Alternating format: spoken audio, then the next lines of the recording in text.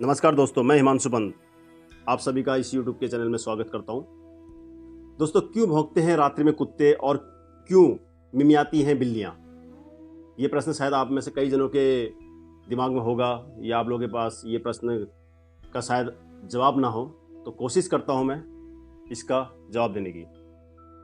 आपने अधिकतर रात्रि को पाया होगा कि कुत्ते भौंकते हैं और बिल्लियां मिमियाती हैं। ये दोनों दिन की अपेक्षा रात्रि में ज़्यादा आवाज़ करती हैं।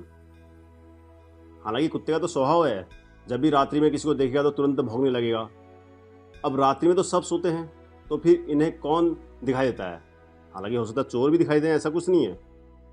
दरअसल कई बार उस जगह पे चोर ना हो, कोई ऐसा कोई व्यक्ति ना हो, तो फिर भी ये किसको देख के भौंकते हैं। दरअसल कुत्ते और बिल्ली की छठी इंद्री जागृत होती है, या फिर ये यूँ समझ लीजिए, इनमें कुछ विशेष ऐसा होता होगा जो मानव में नहीं है। रात्रि के समय विचरण करने वाली प्रत्येक प्रेत आत्माएं इन्हें साफ और स्पष्ट रूप से मनुष्य की तरह दिखाई पड़ती हैं। और कुत्ते का स्वभाव है किसी को भी देखते भौंकना शुरू कर देना।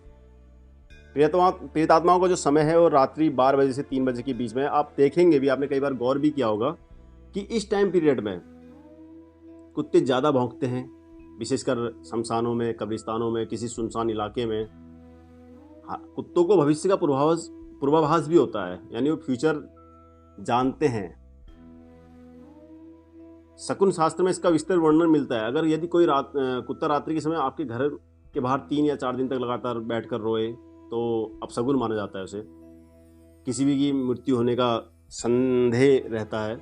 इस बात को शायद हो सकता है आप में से कई लोगों ने अनुभव भी किया हो।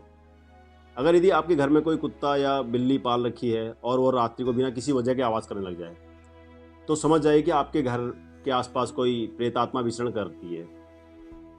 कई कुत्तों को आपने शमशान घाट में या कहीं पर ऐसे वीरान इलाकों में अनजान में भौंकते हुए देखा होगा।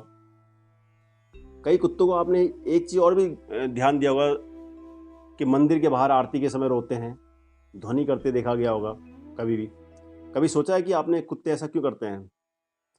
क्योंकि इन रोने वाले कुत्तों को इनके पूर्व जन्म की स्मृति होती है।